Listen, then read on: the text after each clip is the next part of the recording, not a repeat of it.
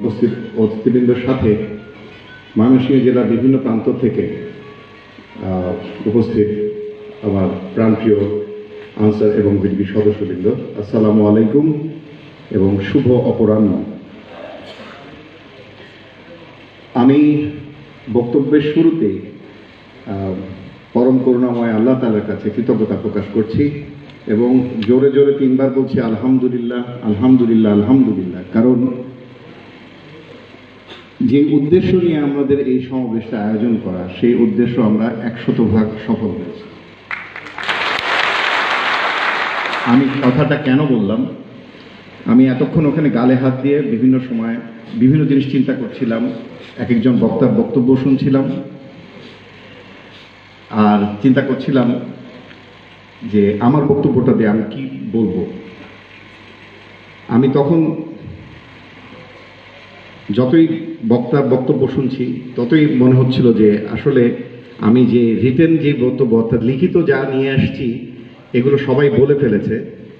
তো এখন আমার বক্তব্য হবে হচ্ছে যে আমার যে উদ্দেশ্য ছিল এই সমাবেশ করা, সেই সমাবেশের উদ্দেশ্যটুকু সকলকে বলা যে এটা কতটুকু সফল হয়েছে।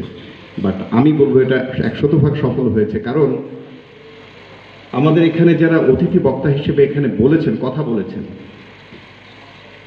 তারা আমাদের আনসার এবং বিডিপি সম্পর্কে যে মনোভাব তারা প্রকাশ করেছেন, এর জন্য আনসার এবং বিডিপির সদস্য হিসেবে, এই বাহিনীর অতিরিক্ত মহাপরিচালক হিসেবে আমি গর্বে, আমি কি বলবো যে আমি অত্যন্ত গর্বিত। দ্বিতীয় জিনিস হচ্ছে যে তারা অকপটে স্বীকার করেছেন যে তারা অনেক কিছুই জানতেন না এই বাহিনীর সম্পর্কে, যেটা তারা জেনেছেন এখানে এসে। সত্যি কথা বলতে কি, এই বাহিনীতে আমার চাকরি আজকে মাত্র 4 মাস। আমি সেনাবাহিনীর একজন কর্মকর্তা। আচ্ছা, আপনাদের হয়ে গেলে এই পাশে আসেন, আমি দেখতে পাচ্ছি না। আমি সেনাবাহিনীর একজন কর্মকর্তা। আনসারের সাথে আমার চাকরি করার সৌভাগ্য হয়েছে পার্বত্য চট্টগ্রামে ক্যাম্পে। এই একই কথা আমি নিজে যেভাবে ধারণ করি, সেনাবাহিনীর প্রত্যেকটা অফিসার যারা পার্বত্য চট্টগ্রামে কাজ করেছে তারা প্রত্যেকে মনে প্রাণে একই ধারণা পোষণ করে, একই ধারণা ধারণ করে, মনোভাব ধারণ করে। সেটা হচ্ছে আনসার সদস্যরা অত্যন্ত লয়াল, অর্থাৎ অনুগত, কঠোর পরিশ্রমী এবং সাহসী।